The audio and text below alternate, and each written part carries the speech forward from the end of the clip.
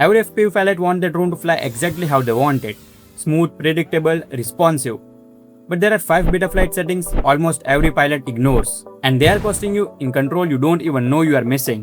One of them is why your drone feels harder to fly than it should. And the last one could be why pilots crash into the things they never even saw coming. I've made every one of these mistakes myself, so you don't have to.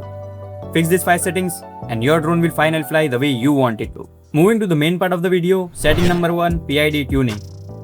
Now this looks like a pro level setting, but it's way easier than you think. Basically, it makes your control smooth and remove the jerks while flying. If you still feel this too technical, there are actually simpler way. Your radio has its own tuning settings that are way simpler than going through Betaflight. I've got full video on that, link is above if you want the easier route. Alright, next setting can literally save your drone even if you crash. But most beginners skip as often as they skip hitting the subscribe. If you find this helpful, that's your sign. Let's move to the next setting. Setting number 2, modes. Most beginners set up arming, angle and air mode. But they are ignoring the modes that actually matters when something goes wrong. Turtle mode, GPS rescue. These are the modes you need when you crash or lose signal far from home. Don't skip these settings just because you don't think you'll need them. You probably won't until one time you do. Setting number 3 is one nobody talks about. And it's the reason why your drone won't arm even when everything is perfectly fine. Setting number 3, arming angle.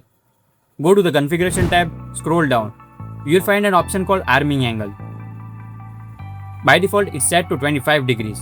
What does that actually mean? It tells your flight controller not to arm if ground beneath you is tilted more than 25 degrees. That's exactly why your drone won't arm on uneven ground or if you're launching from your hand. Set this to 180 degree and now you can arm your drone from almost any surface. If you're finding this helpful, hit that like button. I actually checked that how many of you getting value from this. Now don't miss the next setting because this one might be the reason you are killing your batteries early. Setting number 4, battery calibration. Yes, you have to calibrate your battery in Betaflight. Here is why. Betaflight can sometimes show the wrong voltage.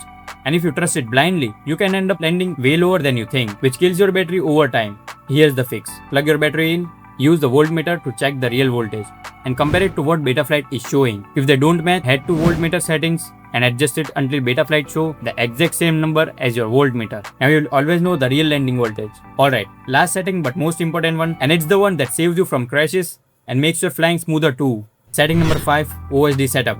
Most beginners underestimate this one. They think more information on screen means better flying.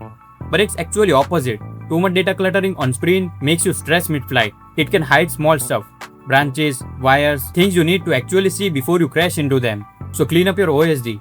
Keep the element you actually need. If you want full breakdown of exactly which element goes where and why, I've got full video on that. Check the link above or the card on end screen. So there you go. 5 Betaflight settings almost every FPV beginner ignores. You know exactly what they do and why they matters. Set this up and your drone will finally fly the way you want it to. Drop a comment and let me know which one you didn't know about before this video.